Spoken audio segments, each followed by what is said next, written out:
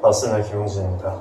사실 제일 최근에 했던 이상형 월드컵 콘텐츠 영상을 찍은 지도 한 2달 넘게 지났습니다. 생각보다 분량도 많이 나왔고 중간에 컴퓨터 문제까지 생겼다 보니까 이렇게나 오랜만에 촬영을 하게 됐는데요. 보시면 배경이 달라진 걸 확인하실 수 있는데 그동안 제가 졸업도 하고 회사도 다니게 되면서 이사를 했습니다. 아쉽게도 여러분이 좋아하시는 룸메이트와의 영상도 지난 이상형 월드컵 영상이 마지막이고요. 또 언젠가 기회가 되면 또 찍을지도 모르지만요. 아무튼 근황은 그렇고요. 제가 최근에 이동진 평론가가 나오는 유튜브 영상을 하나 봤는데 현재 시점에서 할리우드 최고의 감독 10명을 뽑아보는 그런 컨텐츠였어요. 근데 그 10명의 리스트에 베넷 밀러 감독이 포함이 되어 있더라고요. 사실 개인적으로는 되게 의외라고 느꼈던 게 뭐냐면 베넷 밀러 감독은 봉준호 감독이랑 1살 차이 나는 동년배인데 연출을 맡은 장편 영화는 4편밖에 안 됩니다. 98년에 더 크루즈, 2005년에 카포티, 2011년 머니볼, 그리고 마지막으로 작업한 게 2014년 폭스캐쳐 이후로 7년 동안 아무것도 안 만들고 있어요. 근데 그렇다고 이동진 평론가씩이나 되는 사람이 베넷 밀러 감독을 괜히 뽑은 게 아니란 말이죠. 제가 봐도 베넷 밀러 감독 영화는 정말 정교하면서 또 스타일리시하고 멋있습니다. 그래서 오늘 왜 그런지 영화 한 편을 통해서 짚고 넘어가 보려고 합니다.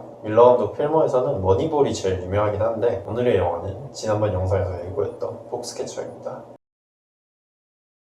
레슬링 선수 마크 슐츠는 1984년 LA 올림픽에서 금메달을 수상했지만 초등학교에서 강연을 하면서 비좁은 집에서 라면을 불려 먹는 등 생활고에 시달리고 있습니다. 하지만 마크에게는 서울에서 열리는 차기 올림픽에서 2회 연속 금메달을 따고자 하는 꿈이 있습니다. 그리고 그 꿈을 유지할 수 있게 해주는 원동력은 국가대표로서의 긍지와 자부심이죠. 감독은 비좁고 허름한 마크의 집은 가려놓고 그가 선수로서 따는 트로피에 주목합니다. 이는 마크가 좋지 않은 경제 사정에도 불구하고 국가를 대표한다는 사명감으로 살아가는 인물이라는 것을 보여줍니다. 혹은 그런 사명감을 빌어서 본인이 처한 현실을 애써 잊고 살아간다는 뜻일 수도 있고요. 그런 마크에게 후원자를 자처하는 갑부 존 듀폰이 접근해 옵니다. 참고로 거대 화학기업인 듀폰사의 그 듀폰입니다. 존은 마크를 만나서 국위 선양에 힘쓰는 챔피언을 국가가 제대로 대접해야 하지만 동시에 그러지 못하고 있다는 국가의 역할과 현 주소를 역설합니다. 듀폰 가부는 독립전쟁 시기에 화약 사업으로 시작해서 미국이라는 국가 자체를 뒷받침하면서 회사를 성장시켜왔죠. 이는 곧 존의 야망이 국가를 대신하는 것 또는 나아가서 국가 그 자체보다 더 큰 영향력을 떨치겠다는 뜻으로 해석될 수도 있습니다.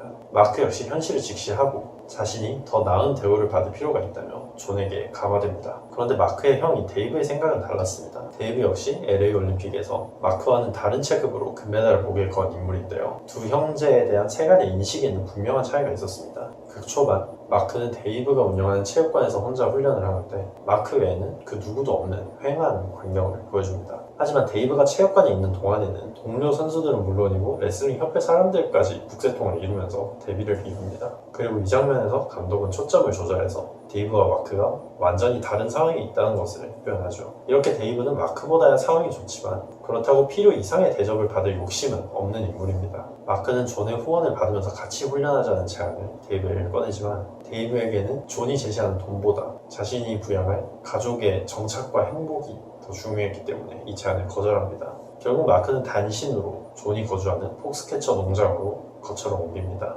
입주해온 첫날 마크와 존은 오벨리스크 앞에서 공동의 목적의식을 다집니다. 높이를 부여받아서 구도를 침범하는 오벨리스크의 수직적 이미지는 아래에서 위를 향한다는 점에서 목표의식을 상징한다고 할 수 있는데 한편으로는 개인의 성취가 곧 국가의 영광으로 이어진다는 명목으로 두 사람이 결탁했음을 나타낸다고도 볼 수 있습니다. 아무튼 마크는 존의 후원을 등에 업고 1987년 세계선수권에서 우승합니다. 마크는 코치이자 동료 그리고 친형제인 데이브를 뒤로하고 펜스 너머에 있는 존을 찾아가서 기쁨을 나눕니다. 마크가 본격적으로 데이브의 그늘에서 벗어나려 하는 의지를 보여주는 순간입니다. 그런데 세계선수권이 끝나고 존의 실체가 드러나기 시작합니다. 뒤풀이에서 전문적으로 훈련받은 선수들에게 기술을 걸어서 눈치껏 항복을 받아내고 마크에게는 포상금을 주면서 은근슬쩍 형이 그늘에서 벗어날 때가 되지 않았냐는 의사를 전달합니다. 결정적으로 자신이 후원해서 개최한 대회에서 직접 출전해서는 상대에게 돈을 찔러주고 우승하는 추태를 부리기도 합니다. 존은 결국 돈과 권위를 통해서 모든 것을 가지려는 천덕꾸러기에 불과했습니다. 존이 자신의 어머니에게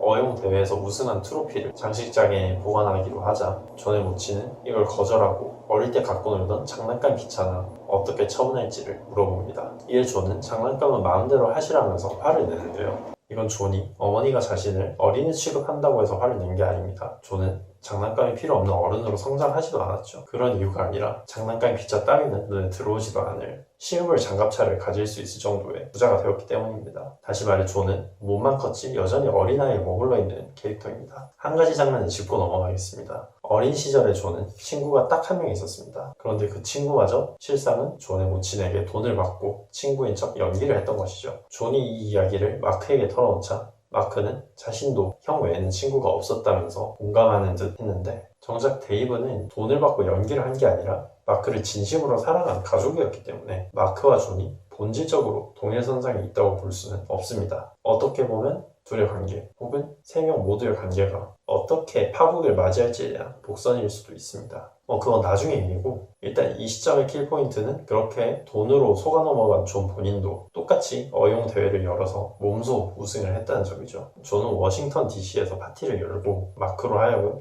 대본이 주어진 연설문을 읽게 합니다. 이때 마크는 처음 보는 단어의 발음을 연습하면서 대본에만 시선을 고정하고 연설하는데 극초반의 초등학교에서 초라한 환경이지만 아이들의 눈을 하나하나 바라보면서 진심으로 연설하던 모습과는 대비를 이루죠. 존은 파티에서 돌아오는 길에 마크에게 코카인을 권하는데 이때 비행기의 창 밖으로 오벨리스크가 다시 한번 등장합니다. 이때 오벨리스크에 점등된 붉은색 항공장애 등이 깜빡거리고 있죠. 두 사람의 결탁이 뭔가 이상한 잘못된 방향으로 흘러가고 있다는 뜻입니다. 덧붙이자면 미국의 수도의 한복판에 있는 조형물이 이런 모습으로 등장했다는 것은 존이 초반에 그렇게나 역사하는 공동체, 국가의 역할에도 의문을 표시하는 상징이 아닐까 싶습니다. 마크가 처음으로 폭스캐쳐에 입주하던 상황으로 다시 돌아가서 몇 가지 상징을 살펴보겠습니다. 먼저 마크가 들어간 집입니다. 폭스캐쳐의 건물들은 아주 넓게 지어져 있지만 화면상에 나온 모습으로는 천장과 양벽 이렇게 사방에서 마크를 압박하는 한마디로 창살 없는 감옥입니다. 처음에 마크가 살던 집은 설정상으로는 좁지만 적어도 무엇을 집중해서 바라볼지 마크가 선택할 수는 있었다는 점에서 다릅니다. 다른 하나는 박제된 새들로 이루어진 장식들입니다. 존은 스스로를 조류 애호가라고 칭하지만 본작에서 사용된 박제라는 상징은 순수한 애호를 뜻하는 뉘앙스는 아닌 것 같습니다. 오히려 생명을 앗아가는 한이 있더라도 자신의 영향권을 두고자 하는 존의 소유욕을 상징하는 것 아닌가 싶습니다. 또한 존이 즐겨 사용하면서 마크에게도 하나 선물해주는 망원경은 손에 잡히지 않는 것까지 자신의 시야에 두고자 하는 욕망의 발로입니다. 존이 바라는 것은 스스로가 국가와 같은 존재가 되는 것이고 구체적으로는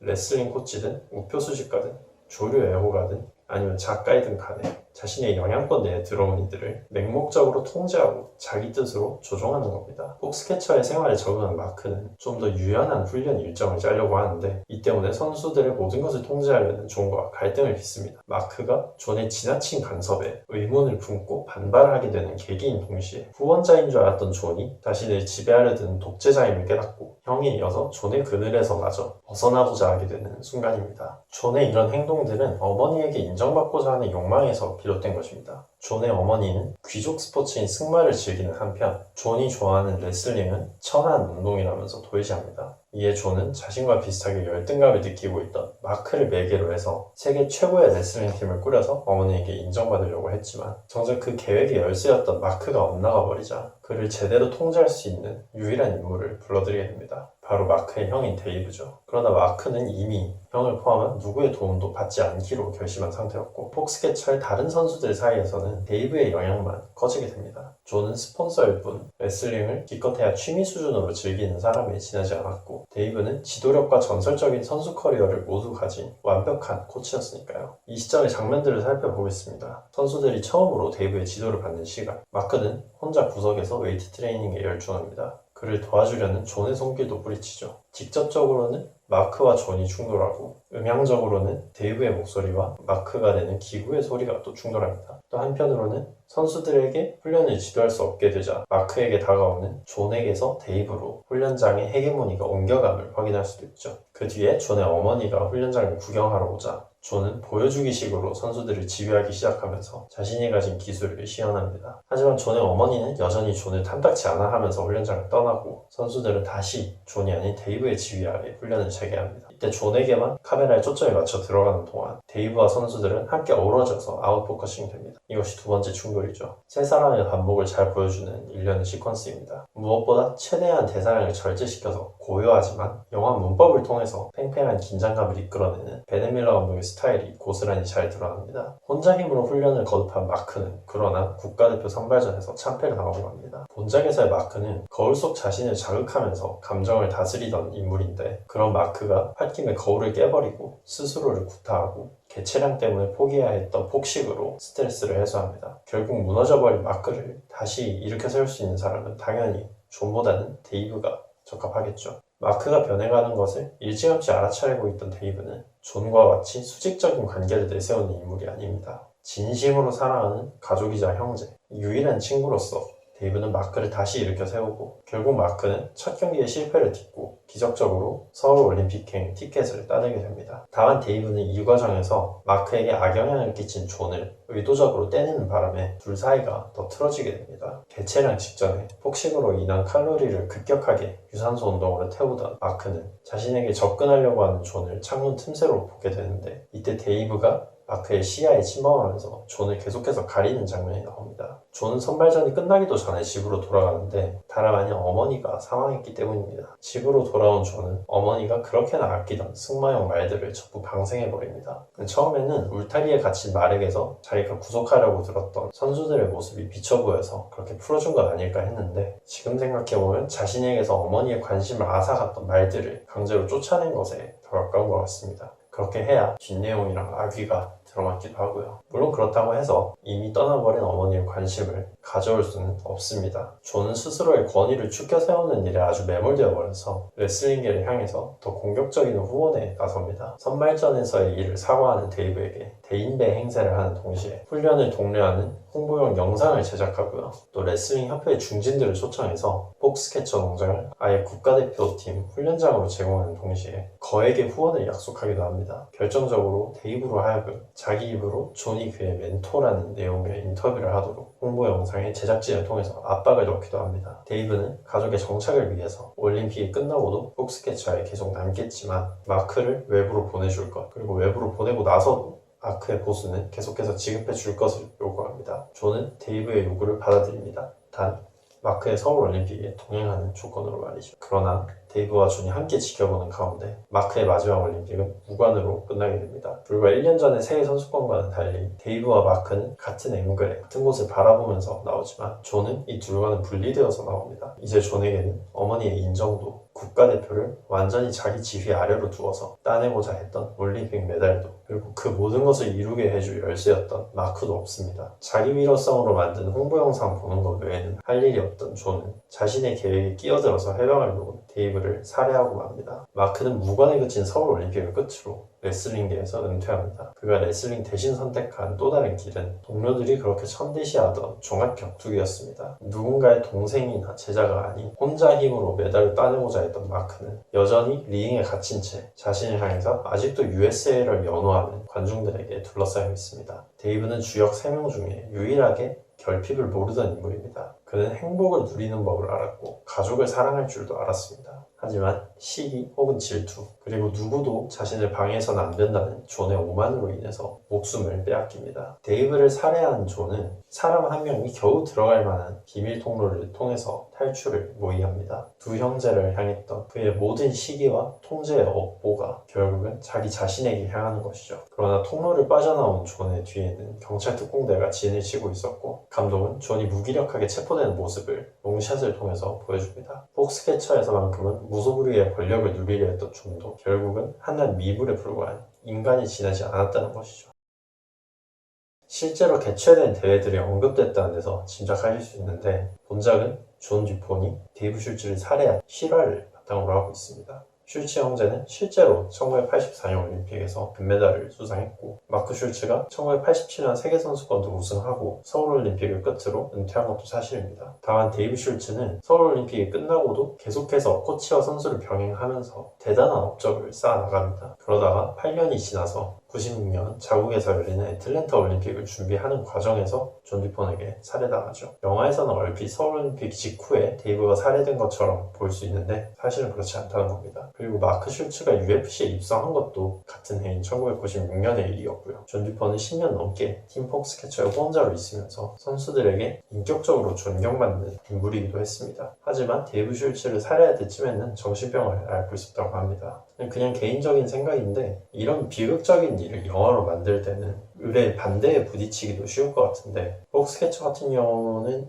영화를 워낙 잘 만들어서 그런지 그런 게 문제가 됐다는 얘기는 못 들어왔어요. 그리고 사실 저는 배우들 보고 연기를 잘했는지 못했는지 판단할 능력은 없어서 그냥 화면 하나 붙잡고 뜯어보는 식으로 리뷰를 하긴 하는데 본작의 주연 배우 3명의 연기는 진짜 미쳤습니다. 뭐 제가 한 구구절절한 설명이 아니라도 이 3명의 연기를 보기 위해서라도 이 작품을 관람할 가치는 충분히 있는 것 같습니다. 특히 스티브 카렐이나 마크 러팔로는 연기 잘하는 걸 충분히 알고 있었는데 저는 채닝 테이텀이 이렇게까지 연기를 잘하는 배우인 줄 몰랐어요. 사실 제가 채닝 테이텀을 처음으로 본 게 세스로건 영화에서 데니 맥브라이트 허벅지 핥는 역할로 나온 거거든요. 다만 아쉬운 점은 하필 같은 해 The Theory of Everything의 에디 레드메인이나 그 전설적인 위플래시의 J.K. 시몬스에 밀려서 세 사람 모두 상복은 지독하게 없었습니다. 또 한 가지 덧붙이자면 이 영화의 촬영 감독이 그레이 프레이저라는 사람인데 영화를 보면 알겠지만 찍는 족족 밀러 감독이 원하는 영상을 완벽히 구현해낸 그런 공로가 있습니다. 근데 이 사람이 폭스캐쳐보다 2년 먼저 나온 캐스린 비글로 감독의 제로 다크서티에 이어서 폭스캐쳐까지 맡으면서 커리어가 완전 빵 뜨기 시작해서 지금은 할리우드에서 제일 잘 나가는 촬영 감독이라 해도 과언이 아닙니다. 스타워즈 로그원 그리고 빅쇼트의 케빈 맥케이 감독의 바이스, 하반기에 개봉을 앞두고 있는 드니 빌레브 감독의 듄,